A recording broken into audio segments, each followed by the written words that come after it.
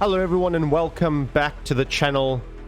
I'm your boy Flash Hazardous, and today we have the much anticipated, long awaited and quite frankly woefully overdue booster update review. Now, Flowfire Games released the booster update around the 7th of December with full patch notes. There was a hotfix around the 9th. We are going to try cover as much of that as possible. This patch was supplemented by a 2,500 word patch notes essay. So that should give you an indication of just how big this patch was. Now, you guys might be asking yourselves, well, Flash, it's been about a week and a half. Isn't this a little bit late for a video around the booster patch? Well, I'll tell you guys one thing. I've gotten to play at least 5 runs since the booster patch. So what I've tried to do in this video is really set out all of the changes that I've seen, give you a lot of examples, clips, things to look out for, things that aren't in the patch notes. So I think it's really going to be worth your time regardless. There's a lot of stuff we're covering. I try to make it the highest possible quality for you guys, and I hope you enjoy it. So let's dive right into the overview. So I've dubbed this patch the change all of the things patch. And why do I call it that? Well, we've got 13 new items, we've got unlimited upgrades, fixes, tooltips, scaling, we've got sleeker, more elegant menus, we've got global chat guys, level variations, enemy improvements, visibility changes, class reworks, balancing tweaks.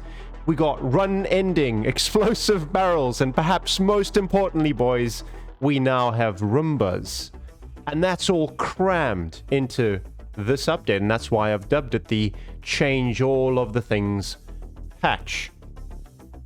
So to start this off, guys, and I've laid out how we're going to break down this video. This might end up being more than one video ultimately, because we're covering quite a bit here today, but ultimately the biggest focus was on items and item changes, and we're going to get into that. And it's part of the reason why I've ended up struggling to get the video out. There's the sheer volume of the changes in this patch update is massive.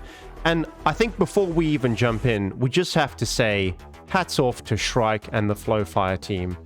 I mean, this patch is about a month after the release of the initial early access, and I've got to say the amount of incremental improvement to the prior version is just astonishing.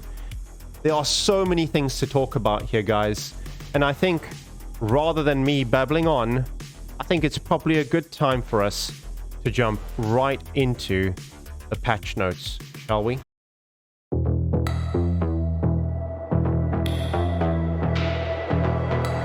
Right.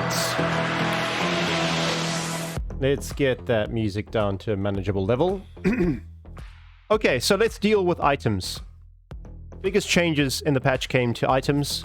We'll deal with a couple of categories in turn. So let's start with unlimited upgrades. What do you need to know? So, even before unlimited upgrades, the landscape for items pre-booster patch was quite uncertain.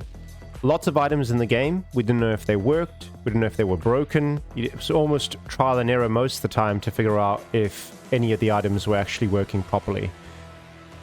That's changed significantly. So, a number of items that were previously broken have been fixed and are working as intended. That doesn't mean that everything is working perfectly. There are definitely items that are still broken, but it is a step in the right direction. So, second thing that you should know, and that's kind of the focus of the screen that you see in front of you, the focus of the video you see in front of you.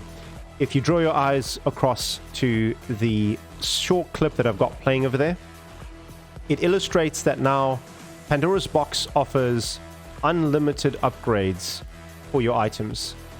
Whereas before, in pre-patch, you could only shop for a single upgrade for a specific item in the Pandora's Box store. Now you can pretty much amass as much money as you want and blow your entire bank savings at a Pandora's Box in one go. In addition, there are no limits to upgrades for items. So whether you want 5, 10, 20, 50, I'm sure there's some inbuilt limit, but not as far as I can see at the moment. I think I've had up to 10, 15, if I'm not mistaken, on an item. The point being that you can completely break items at the moment, and that's great. This has completely changed the way in which you'll approach a run in Synthetik 2, and in many ways it's a bit of a golden era for early access. Why do I say that? Because now the entire point of the game, at least in my mind, is pick an item that you pick up early, decide which item you want to break, and invest most, if not all, your cash in that item, and watch the beautiful results come off the back of that. And I'll show you one of those quite shortly, but it's really just an incentive for us to test items, right? Clearly this can't stay in the game long term.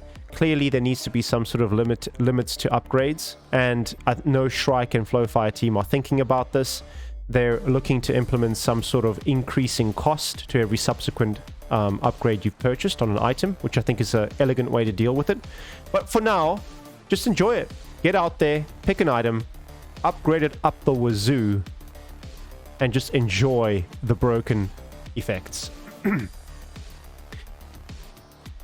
So what else has changed? Next on the list is obviously to accommodate the fact that you can now upgrade items almost to an unlimited capacity. The tooltips had to improve. So if you glance over to the left, you'll see the shock current tooltip as it currently stands. A couple of things that I want you guys to pay attention to is that now the power level is quoted on the item.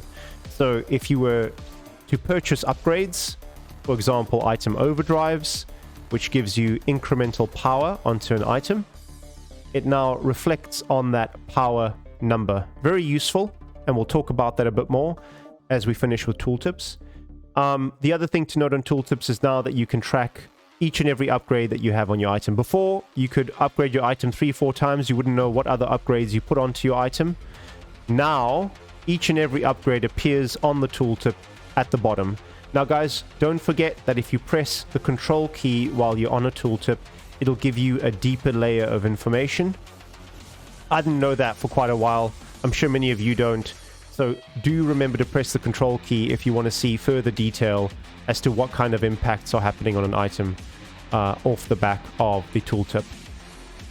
So what does this all mean? Well, as you said, item upgrades have now been fully implemented. Things like multicasting is fully implemented. Dual, triple, and quad casting is all in the game at different percentages. I think for every item except for the Executioner's badge, if I'm not mistaken. What do we know about power? Well, now it's represented on the tooltip, but what we've heard from the team is that power scales damage effects. I've heard conflicting information from the community on that. As far as I know, it impacts damage and non-damage effects as well, but I haven't been able to test it. I've been enjoying the game too much at this moment, so we'll see how that pans out. But it's not entirely clear how power interacts with different types of effects, damaging and non-damaging. Finally, they've also changed... Oh, before I get to that, sorry. Now, if you were to purchase upgrades that impact your cooldown, it will reflect on the tooltip as well. So if you pick up an item that ultimately reduces cooldown by 25% and your item is at 20-second cooldown, once you apply that upgrade, you will now see the cooldown at 15 seconds, which is obviously 75% of the initial value. So that's really useful. Again, just something that helps you make a decision, helps you see the impact of items on your weapons. So all good stuff as far as I'm concerned. The next thing that they've changed is scrapping values. Again, this feeds into almost the new style of play that you should be taking into Synthetik 2 at the moment. So whereas before, whenever you scrapped items, and for those of you that don't know how to scrap items, you just press U on your keyboard. It pops up an interface on your screen, a menu on your screen. You can mouse over items and then click to scrap them. Whereas pre-patch, you could only scrap them for, I think, between 50 and 300 gold, 50 to 50 gold, somewhere in that range. Now you can scrap items for a value of between 300 and 1,200 gold, all dependent on the rarity of the item. So a legendary will be 1,200, a common will be down at 300. Again, this all feeds into this new style of play, which essentially says pick up an item. If you don't like it, scrap it for gold. You can then turn around and spend that money at the Pandora's box to upgrade your item of choice. Again, I don't think this is sustainable long term. I don't think it'll stay like this long term, or at least the system won't. But really fun at the moment, really fun to play with. Obviously, with all of these changes, there are a couple of issues that come with it. I think broadly on the whole, very happy with this. Like I said, golden era. Enjoy the game. Enjoy this phase while it lasts. But there are issues that come with it. As I've noted already, the interaction between power and effects is unclear. Is it that power level impacts damaging effects, or is it all effects? So if I had, for example, an item that does 1,000 damage and stuns an enemy for 2 seconds, if I end up getting the item overdrive upgrade, which boosts the power by 50%, does that mean that I will end up doing 1,500 damage, so i.e. 500 extra damage, and that my stun duration will go up to 3 seconds, being 150% of 2 seconds? I don't know. I don't think there's any clear way to see this. Now, I understand, and I haven't played S1, guys, so I'm quite far behind on that. So please do let me know in the comments. But from what I understand in Synthetik 1, it was quite clear the impact or the interaction between power, scaling coefficients, luck, and the underlying effects in the game. Right now, that's not the case. It'd be very nice to see that if, for example, like a nice change to this would be that in the power box that you see currently, that it would show you what the change is, or at least in the tooltip, it would show you what the change is. So, for example, if I did 1,000 damage, it would pop up as green because I have 150% power scaling on that. It would show as 1,500. But unfortunately, that's not implemented. That's not the case. I think that's also a function of the fact that tooltips are still quite inconsistent in terms of the information that they convey. Whereas some items tell you the exact damage that they do and the exact period of time that an enemy is stunned or hit by an effect, or that you're hit by an effect. The tooltips as they are right now are very inconsistent with that. Some items show it, some items don't. You can see with shock current, it just tells you shock lightning damage and can apply shocked, but it doesn't tell you for the amount of damage nor the duration of the shocked effect. You need to first fix that before you can fix the UI to be able to show you, or the tooltips to be able to show you what kind of an impact the power scaling has on those effects. So that's something to work on, something that I really think will be beneficial. Apparently it's done in S1, so we can look forward to it in the future. But something that I'd really like to see from the team, because I'm always for conveying more information to the player. It helps us make more informed decisions and also see when something's broken when it shouldn't be. Okay? Again, this extends to the impact of upgrades being difficult to understand. So I think some of them are quite straightforward. Obviously, like a multicast, a double cast, increased charges is quite easy to understand. But where you have power effects, where you have, for example, a cooldown percentage reduction, whilst not the most important thing here, it would be nice to be able to see before you pick an item what kind of an impact, before you pick an upgrade, what kind of an impact is it going to have on the item itself. Maybe something that shows, obviously, the tooltip might show what the upgrade does, and if you press control on it, it would be quite nice to see what impact that would have on the item specifically, in terms of damage, in terms of cooldown reduction, in terms of anything else that impacts. Like I said, less important than other areas, but still something that I think would be very useful to see in the game longer term. And then finally, guys, I think the last issue I want to touch on here is, obviously, we said there's no limiting factor to upgrades. It's a lot of fun to play the game as it is right now. We've repeated this ad verbatim at this point. It cannot persist in this sort of way. There needs to be limiting factors to how you upgrade. Maybe a certain number of upgrade slots that you can then pick and choose to upgrade as you go through. So you remove upgrades, put other upgrades on. And then also the other one, which I've already mentioned, is increase upgrade costs as you go through a run. Although you might end up putting a bit too much emphasis on money then as a means of breaking the game. So that are my thoughts around items and the upgrades. The one thing I do want to show you guys, so the patch dropped on the 7th. I did this run that you see the clip from between the 7th and the 9th, and I managed to achieve this real little beauty of a run. Glorious broken shock current.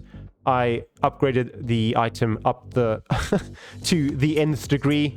and ultimately was able to kill the last defender in a matter of 10 seconds. So that's obviously broken. That obviously needs to get fixed, and based on the last hotfix that was released, which was on the 9th, that is fixed. So you can no longer do that with the shock current as far as I'm aware.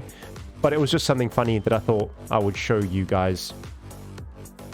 Right, so with that done, let's jump into the next section for items, which is the new items that they've added to the game. So 13 new items added to the game. I've sorted them all up on screen by rarity, so we'll move from the top left to the bottom right. Again, apologies guys, there's no mouse cursor. I am recording this in OBS, so no mouse cursor to follow around. But ultimately, we'll talk through the items. I'll give you my thoughts on them, whether they're good, whether they're not good, and then we can move on from there. So starting with fusion mines and stun mines, I think they're fun. I don't think they're highly impactful. I've seen some crazy examples of stages being completely covered in mines, boss stages being covered in mines. It's really funny, but I don't know how good they are. They are only rare items or kind of really low on the rarity level. Fun to try, fun to break. Go for it. I haven't had personal experience with it. Much the same with the spike strip over on the far right of that first line. Apply slow and armor piercing. Armor piercing is always a nice interaction to have with an item because it's quite rare in the game. So very happy to see that, though I have not tried it myself. Next in line you have, and if you glance over to the right, Dog Whistle. Now Dog Whistle is a really fun item to pick up. So ultimately it's a summon item. Once you take a certain amount of damage, it spawns a dog. It recharges once you've killed 10 enemies, and that dog aids you in combats. It is a summon. It is impacted by power level, so it does scale up as your power level scales up on your item. But I found out that you could start your own dogfighting ring, which is what that little clip is over there, and I'll show you a quick blow-up of that. I ended up getting the dog whistle, and the dog spawned and then attacked an enemy dog. And this is what happened. I haven't been able to replicate this again.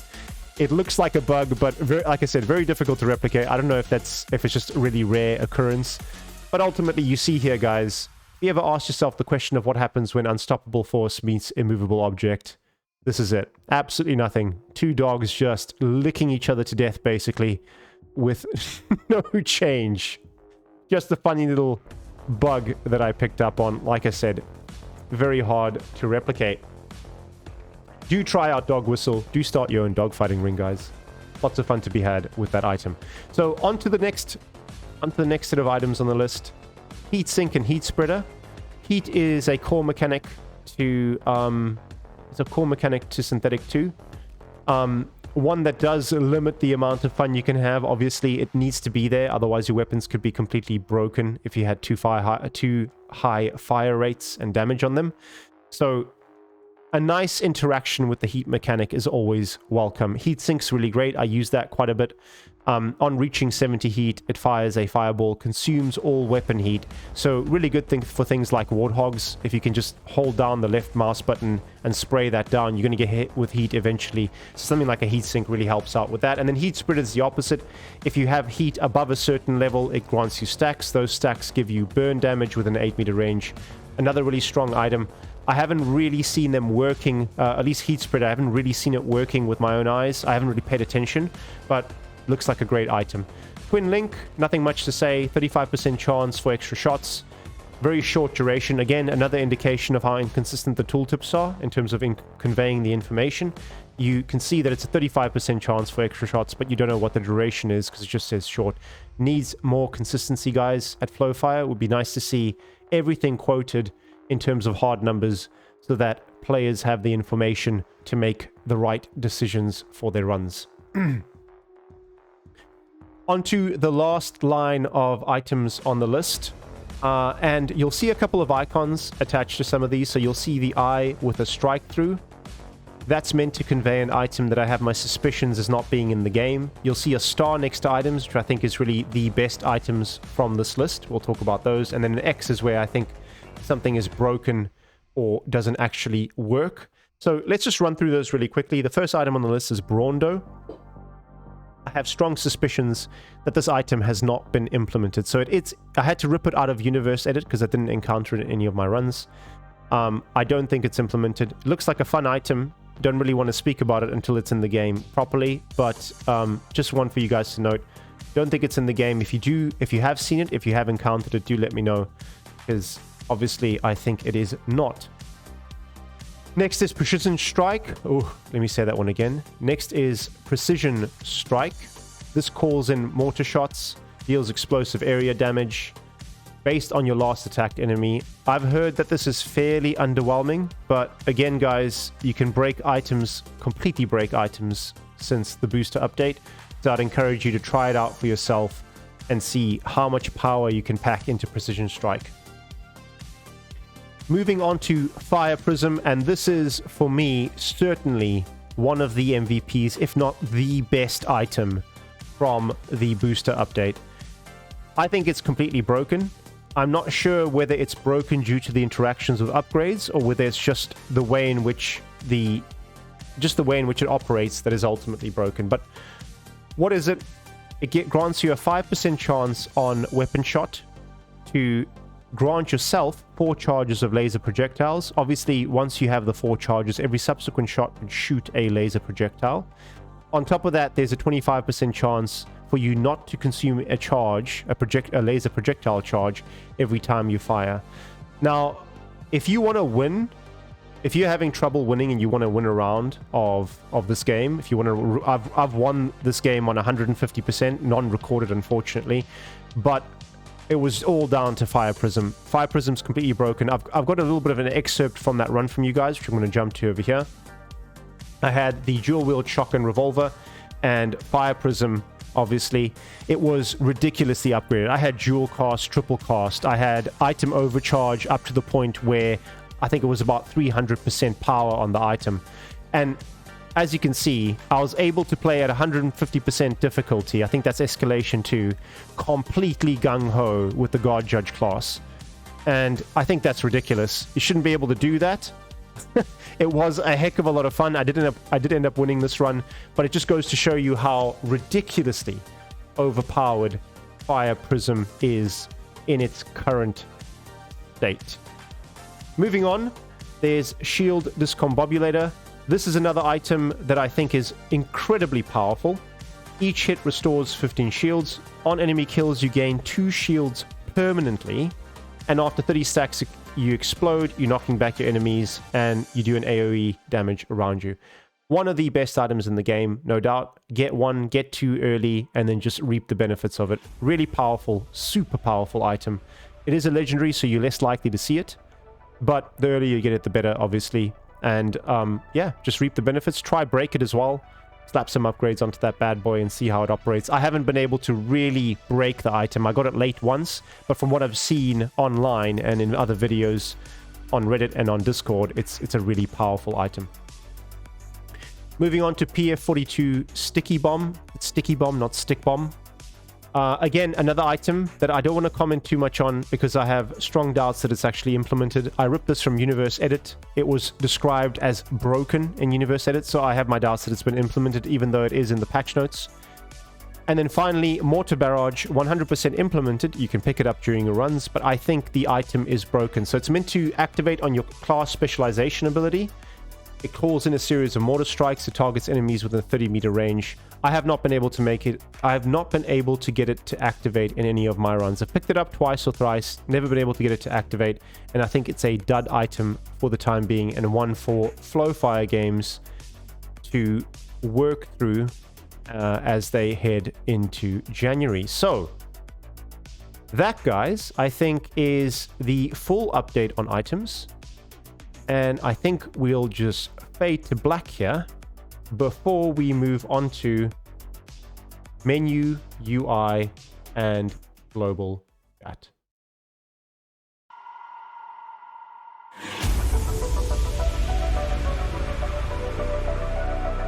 Okay. As we get the sound levels normalized again, let's jump right into the section around better menus, UI, and global chat. So a really quick rundown over here, and we'll dive into the detail as we go through the next couple of visuals. So first to note on menus and UI, it's a massive leap in functionality and aesthetic appeal versus the old system. And we'll have a look at what the old system looked like as we go through this, but hold that for now. Global chat version 1 has been implemented. Really fun, really great. We'll look at that as well.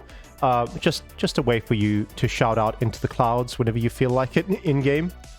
We'll also look at death screen info as we go through, but for the purpose of the first visual you guys see, let's talk about class ability, weapon upgrades, and magazine indicators. So starting with class ability type, finally we know what different class kit abilities are. So you guys will be aware of the class specialization, class core abilities, class mobility abilities. All of those things were defined but never communicated to the player before. So now what you see, and if you glance over at ability types, the graphic on ability types over on your right, you'll see that it now shows the type of ability that each and every kit ability is. That's really useful. A lot of items in this game end up triggering on usage of a specific class ability type. So good that they finally implemented that. Again, a lot better for the player to understand what is what and how they can activate it. Moving on to that, and this is something that wasn't in the patch notes. On upgrade notifiers, so the patch notes talk about the fact that now there are weapon upgrade notifiers, meaning that as you pick up weapon parts that you use to append attachments to your weapon, you start getting notifiers. Now, when you have enough weapon parts to buy an attachment, you'll see that graphic right at the bottom. It says upgrade available, press X to open weapon menu. That's something that pops up. However, what's not in the patch notes is how they've changed the weapon part acquisition rate as you go through your runs. And it's all based on how many weapon parts you currently have, and what you pick up will be modified by whatever you currently hold. What does that mean? Pre-patch, as an example, pre-patch, every weapon part you picked up to about 250 weapon parts gave you 75 weapon parts for your upgrade. Okay, so it was 75, 75, 75 up until the point you reach about 250. From there, it was a flat 50 acquisition rate. So once you have 250 weapon parts, every subsequent upgrade kit that you pick up will only grant you 50 weapon parts. Post-patch, that's been nerfed slightly, and this wasn't in the patch notes. So what happens now? Every time you pick up a upgrade kit, you are awarded 75 weapon parts up until 250. I believe between 250 and 350 weapon parts, you are granted 50 weapon parts on each pickup of an upgrade kit. And then beyond 350, this has been nerfed down to 25 weapon parts. Like I said, not in the patch notes. I believe this mechanic is in place to incentivize you to upgrade your weapons immediately, which is both a good and bad thing, because it's something you can often forget to do. But equally, sometimes you just haven't picked up the weapon you want to upgrade, and then you're forced into upgrading a pistol or another suboptimal weapon that you don't want to use for the rest of your run. Equally, though, I'm happy that it's there. It does kind of force you to think about your resources. It does kind of force you to buy that incremental power when it's available. So I guess I'm a little bit on the fence on it. Ultimately, not in the patch notes. Something you guys should know of. Do keep track of the amount of weapon parts you have every time you pick up an upgrade kit, because you could be screwing yourself over by not getting as much as you could. Finally, mag indicators, last thing on the list, and if you look all the way furthest over to the right hand side, not many changes here. It's two changes that I've implemented. So now you can see a bit more clearly when you're below 40% ammo on a gun. On your character, on your player character, the number will appear of how many bullets you have left. So it's a little bit bigger, a little bit clearer than it was before, and I guess overall more useful, more information to you, so power to that. And then finally, beneath that, you can see the changes to the weapon pouch. So weapon pouch is usually on the right-hand side of your screen. It shows you the weapon that you're currently using, and then the silhouette of your other two weapons, and it shows you the total ammo count. What they've added now is essentially a sliding scale that shows you how many bullets you have in the magazine of that specific gun. So quite useful. Again, more information. I don't use it all that much in the frantic paste action that you see in Synthetik 2, but nonetheless, another source of information that you can use, and something that's certainly welcome. Okay, so moving on to the second part of Better Menus UI and Global Chat, and let's just revisit what the old system used to look like. Very clunky, lots of unnecessary clicks. If you look on the screen now, you'd have to click once to get the weapon, the class type. You'd have to select the class type from that menu. If you wanted to select a variant, you have to click on the box next to it again and then pick a variant. If you wanted to pick a focus perk, you'd have to do it through the same variant menu.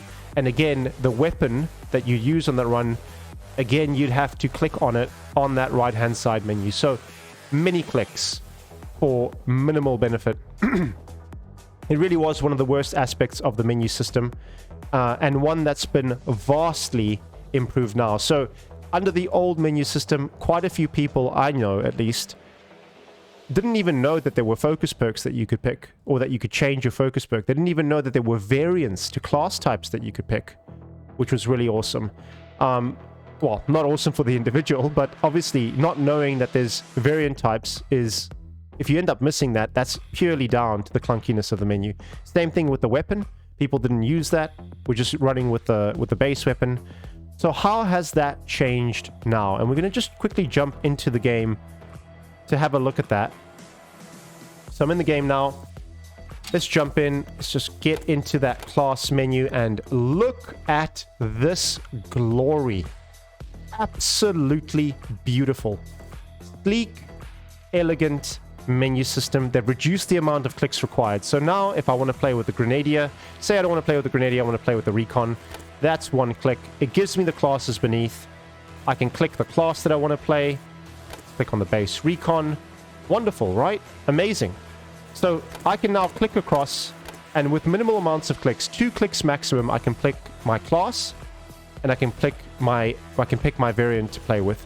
Very elegant, very good, and functionally makes a heck of a lot of sense, right? Because on the right hand side, I now pick my class and my variant, and on the left hand side, I can now A, understand what the abilities are, which is very useful, but B, I can also then now pick different focus perks.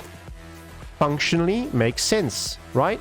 In my brain, I pick my class on the right, on the left, I can pick anything I want to change in that class. So whether that be my weapon, whether that be my focus perks, that's all there. Beautiful, really elegant, very sleek, very sexy. If this is the final version of what's in the game, I think 100% it is a perfect menu system as it stands right now. So kudos to Flowfire Games for sorting that out. Much cleaner, much better, and something that's incrementally, massively better than what it used to be in the early days of early access. Jumping over now to menus, UI, and global chat, right? So actually, before I do that, let's just jump back into the game. I want to show you what global chat works. So obviously over here now at the bottom right corner, you've got global chat implemented. If you wanted to ask a deep and meaningful question of the Synthetik 2 community, you can just pop it in there. Like, for example, I haven't seen... So maybe say, put it this way. I'm not saying Zia and Shrike are the same person. Or for some reason that doesn't work. That's pretty funny. How I was going to finish that joke was to say, I'm not sure that Zia and Shrike are the same person, but all I can tell you is I've never seen them in the same room. So, awkwardness aside, that didn't really quite work. Funny that it doesn't work. As I'm trying to reconnect to chat over here. Pretty funny. So it does look like there's a timeout involved there. But ultimately, that's what global chat is. Ask questions. If anyone's online, they'll respond to you. I've responded to a lot of questions that people have asked through the global chat. Nice first implementation. It is going to get a lot better. I think they're going to have channels. It's going to be implemented in more places. Very nice addition and one to look out for. So let's jump into death screens. So that's another update. So Not a massive update from what was currently there. So if you'll just ignore the yellow arrows for a second and just focus on the red boxes that you see there. Ultimately now what you have is you have your perks for your weapons showing on your death screen. Very useful. Before that wasn't there. So it's nice now that you get the full kind of view as to what, not only your perks and your items, but also what upgrades you had on your weapons. Very nice. Menu's looking really good. The 3 arrows I'm going to talk about really quickly. A little bit of feedback for Flowfire here. So first is, I think it'd be, if you look at that arrow in the top right corner, I think it'd be a little bit more useful to have a much clearer indication of what rewards you achieve from a run. So if that's data or if that's specialization unlock points, so you can unlock classes on class variants by getting these specialization points. I think they grant that every 5 or 10 levels of a character. It'd be really useful just to have that over there and showing quite clearly rewards, 75 data, and an unlock point. Not very clear there, but, you know, this is just nitpicking and minor. If you look on the arrow on the bottom right corner, that's another thing I'm suggesting is that we include a progress to next item unlock or next focus perk unlock. So obviously your character is leveling up between runs. It'd be useful to see what you're working towards as your next unlock. Whether that be a focus perk or the like. I'm sure that's going to get implemented later on. Right now, there's very few focus perks, but it is always nice to see what you're working towards in terms of your class XP. And then the final arrow there, the one leading into the top right, that is meant to indicate that there's just a lot of space there that's being unused. So whilst the menu does look pretty good as it is right now, or the desk screen does look pretty good as it is right now, it would be quite nice if they maximize the use of that space. As we now know, both for items and for your kit abilities, you're now able to upgrade them. So it would be nice to expand on that space up there and find a way to show per item what upgrades you had, just to provide a little bit more detail to the player. I think you can mouse over them and have the same effect, but it's just, you know, lots of space. You can use it. Let's use that space to convey more information to the player at the end of a run. So that's really it around menus, guys. Not a heck of a lot to add here. Very nice menu system. I'm totally behind the updates. And like I said, we need to keep comparing this to what was initially released for early access. Day one was very rough. And I think it's worked up to a very, very sleek set of menus and UIs at the moment. There's definitely space for improvement. Definitely space to do better. But I'm very happy with what we have currently. And I think that's pretty much it on menus, guys. So let's make the transition into the next section, which will be the class changes.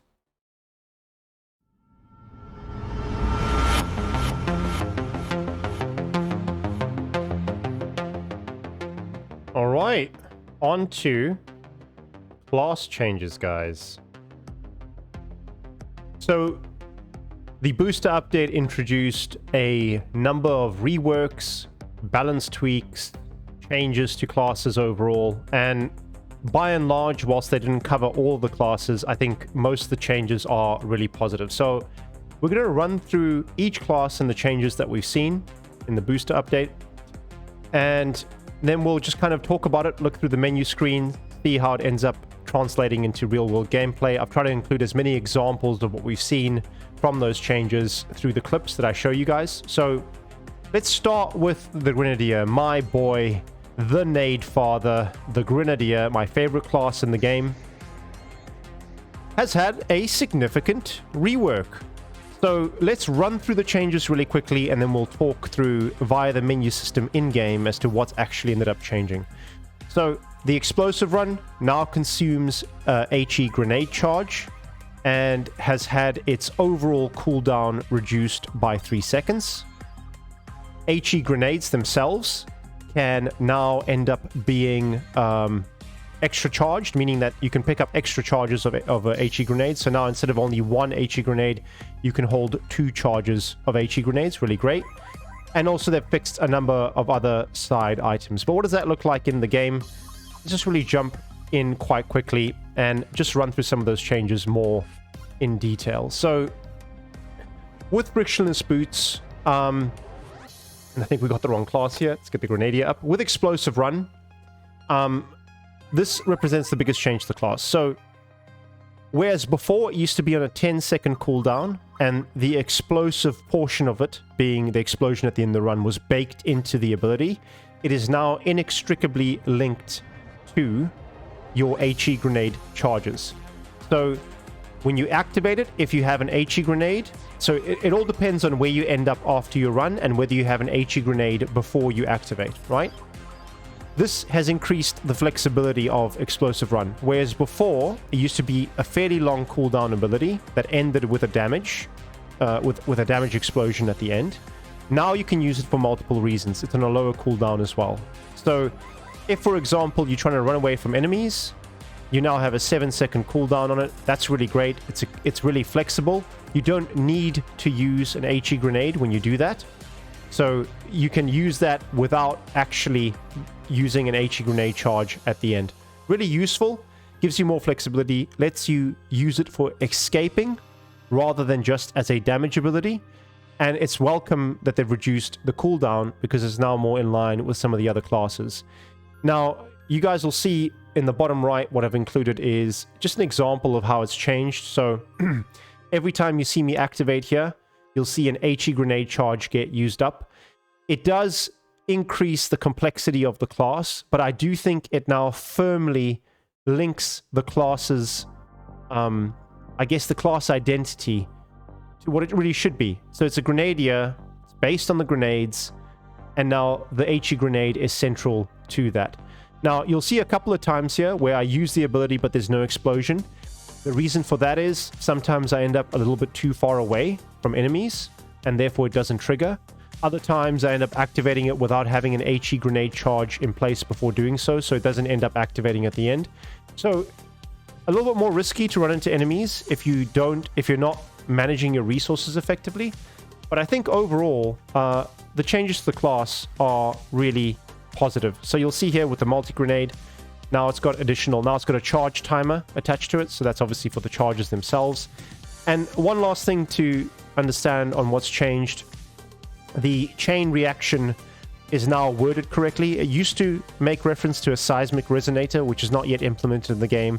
For the Grenadier, at least, now it completely references the HE grenade, and every time you do a perfect active reload, so every time you hit your third kind of reload button and hit that inside the perfect zone, it grants you an additional HE grenade. So I'm super happy with that. The class changes do give a very set flavor to the Grenadier, and I think overall very positive changes. They did mention they'd look at this, and if we don't like it, they would change it back. From my perspective, I love the changes. Gives me more stuff to manage, gives the class a clear flavor, a clear purpose, a clear link to one of its kit abilities, and I think that's absolutely awesome. Diving on to the next set of changes.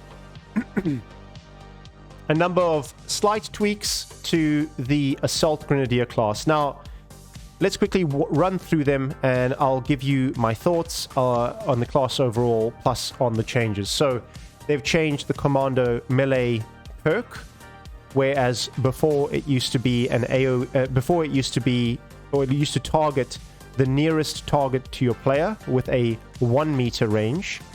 It now targets in an AoE cone in front of you at a 3 meter range, which I think is a good change overall, but we'll talk about that a bit later. The other things that they've changed, and I don't have a clip for this, it should be fairly straightforward and explanatory. Bundle grenades, you have better control over them. So this is your class core ability, this is your right mouse button click, whereas before it was really tough to use the grenades because they wouldn't land where you right click. Now they do. And this is more just bringing it in line with some of the other classes. It really shouldn't have been this way, but before you had to kind of angle and aim the bundle grenade at an enemy and hope that a direct impact hits the enemy. Otherwise, you ultimately wouldn't have had your grenade go off where you wanted to. Now you can just specify where you want it to go on the ground, and it'll go there most of the time. I have had examples of it going further and farther back than what I was expecting. And then finally on the class, and we'll shift this over into the Assault Grenadier on screen. What they've done is they've reduced max shields from 1,200 to 700. So let's just quickly load up the Assault Grenadier over here. This is actually linked to the perk Reactive Plating. So this essentially is one of the strongest abilities in the game, and part of the reason why the class is so overpowered, I would say.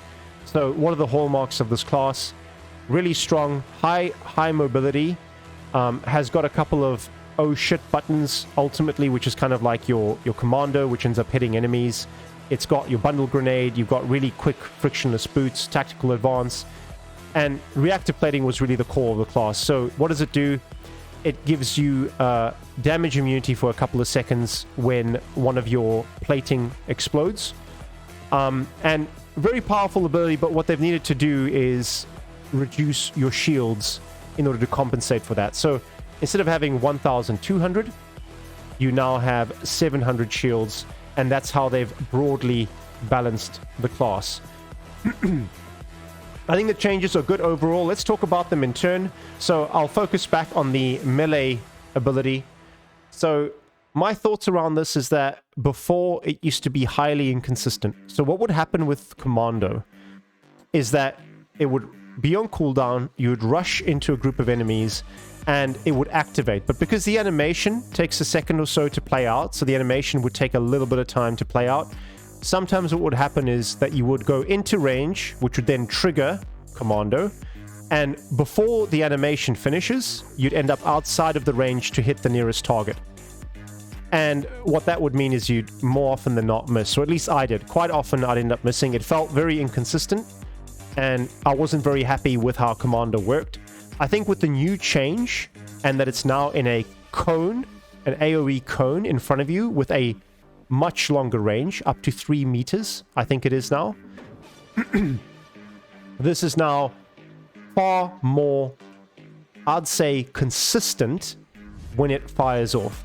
That's not to say that you won't miss, and you'll see the examples that I've got. So in this particular clip you're looking at right now, I move in to hit that enemy, but I end up missing him. In this other example here, again, the cone ends up working. So I end up moving in the cone.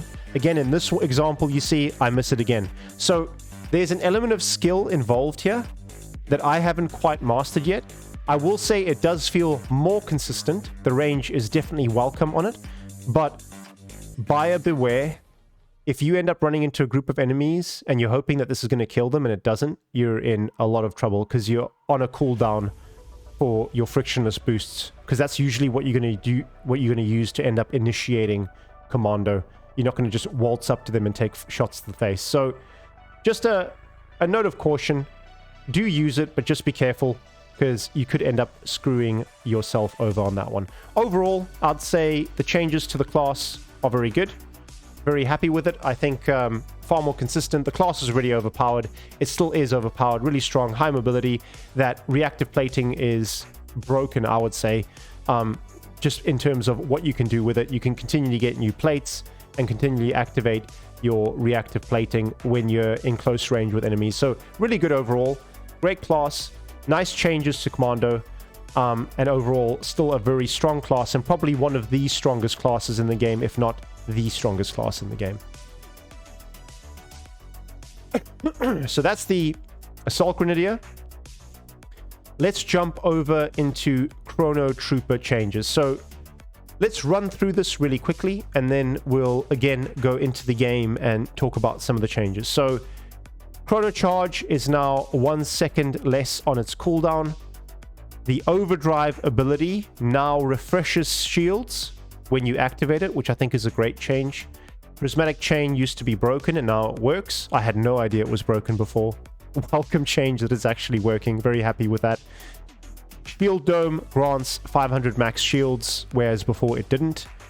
And I would say on the whole, for Assault Trooper at the very least, these are some great changes to the class. And I say that because I think the class itself lacked a little bit of identity before.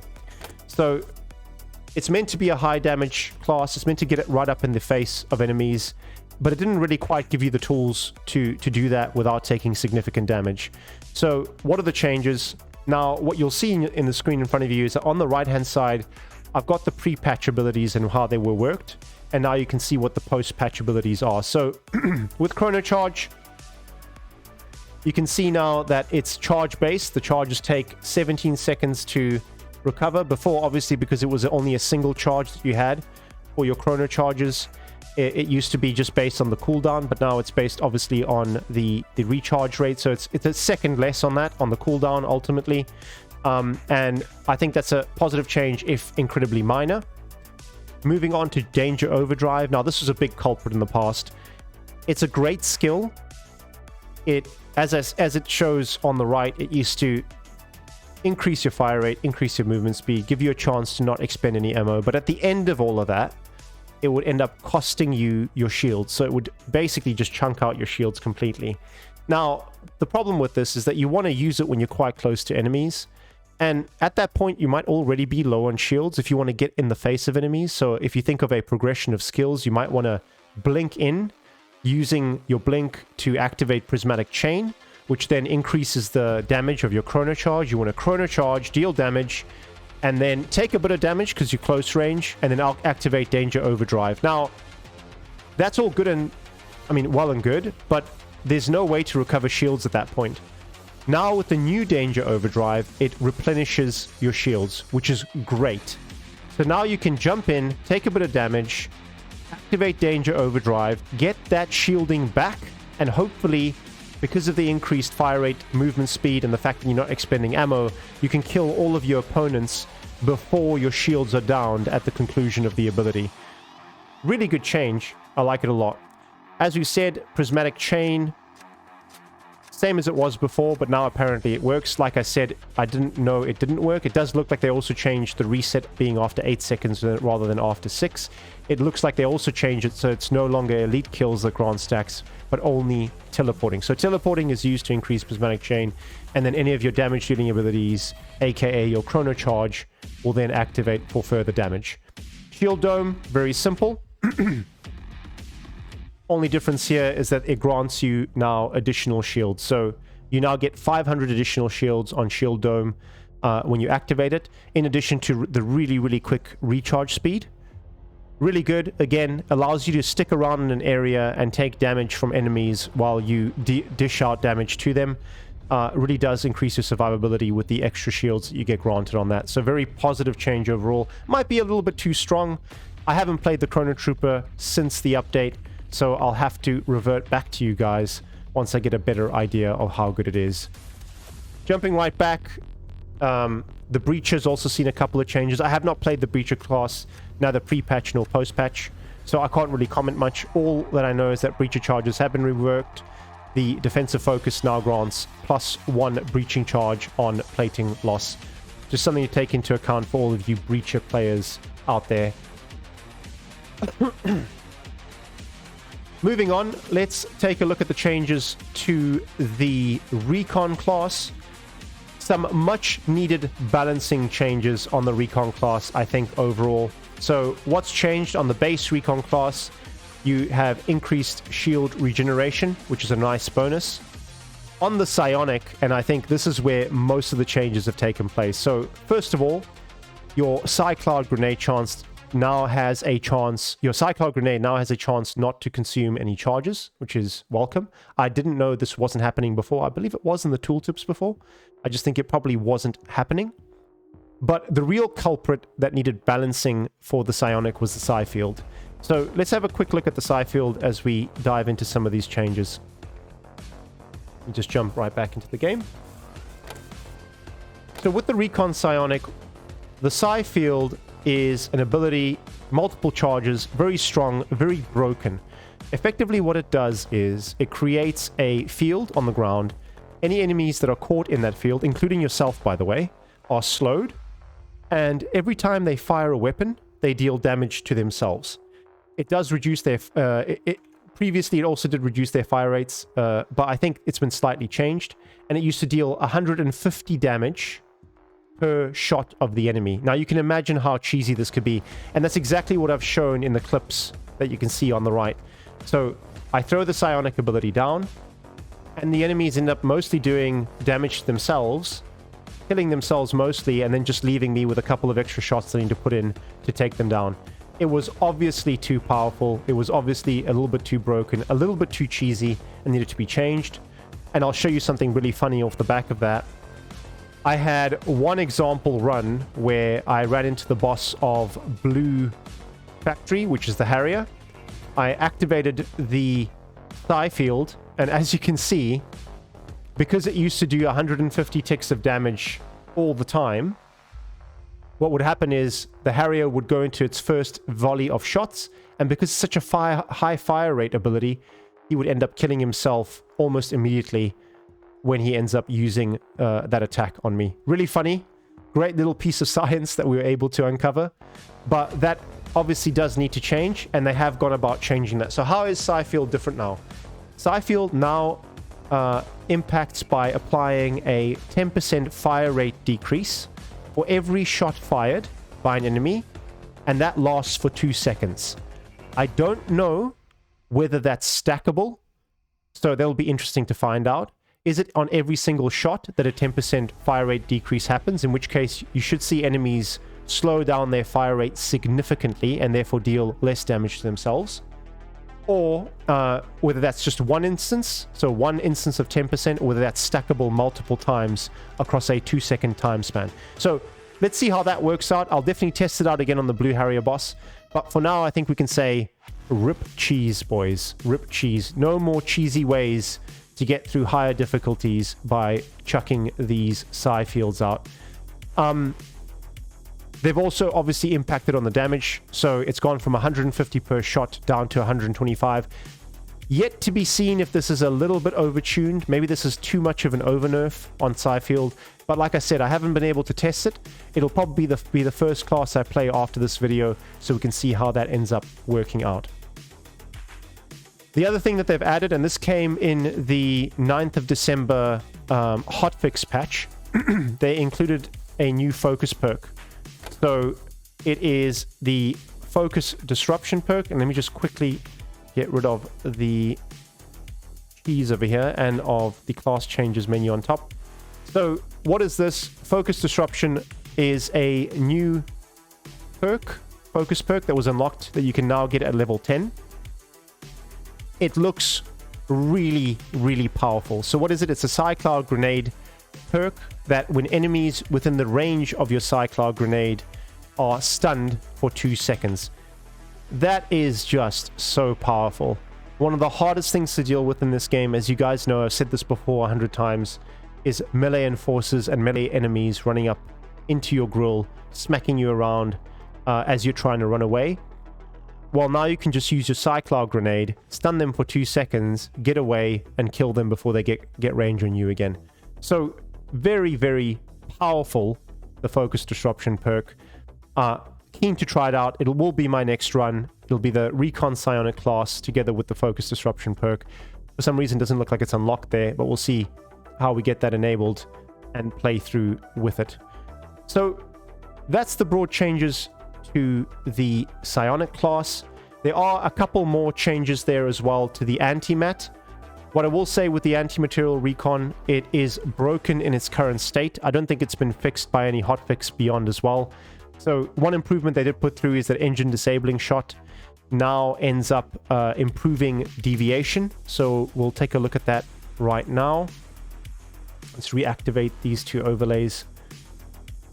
So if we flip over into the Anti-Material Recon class, you'll see engine disabling shot now improves weapon deviation. So whereas before it didn't, now it does. That seems like it's going to be quite useful. The reason I say that is that apparently it was quite inaccurate before. Now you get a lot more accuracy on your engine disabling shot, which is really, really good. One thing that they did do as well, and we'll flip back to the class changes screen here, they also included additional anti-tank mine charges. So now, whereas it used to be a single cooldown ability, it is now a charge-based ability. You have 2 anti-tank mines. What I do know is that anti-tank mines are completely broken, or at least that's what I've heard from the community. Haven't played anti-mat both pre or post-patch, so I can't comment on it, but it sounds to me like anti-tank mines, you can throw down a whole ton of them, you can throw down as many as you like. They ultimately don't end up triggering. So they don't kill anything, they don't damage anything.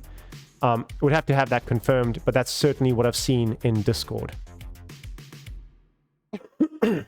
So that's the Recon class. Finally, let's move on to the final class, which is the Riot Guard. Not many changes on the Riot Guard, and I don't think we'll need to go into the menus to see this, but ultimately, Riot Guard has had its speed increased, Painkiller has been replaced by Man-Stopper, and there's better gas grenade control. So what does that mean? I believe the 5% increase was implemented as part of the hotfix and not the initial booster update patch. It is one of my biggest criticisms of the Riot Guard and all of its variants is that not only as a base speed is the class a little bit too small, the class is a little bit too slow, even at a base speed level. But when you activate your shields, it really is painful. It feels like you're wading through a swamp, wading through molasses. So what they've done is they've nudged up the speed slightly. I hope they nudge it up further, give the class a little bit more speed just to improve mobility.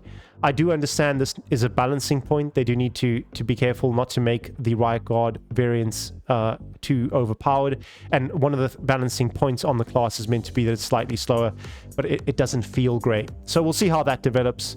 You've seen there, I've said, friendship ended with Painkiller, now best friends with Man-Stopper. I don't know how I feel about this change, so ultimately they've changed the perks for the Riot Guard. Let's just jump into that really quickly. I'll pick up the Riot Guard.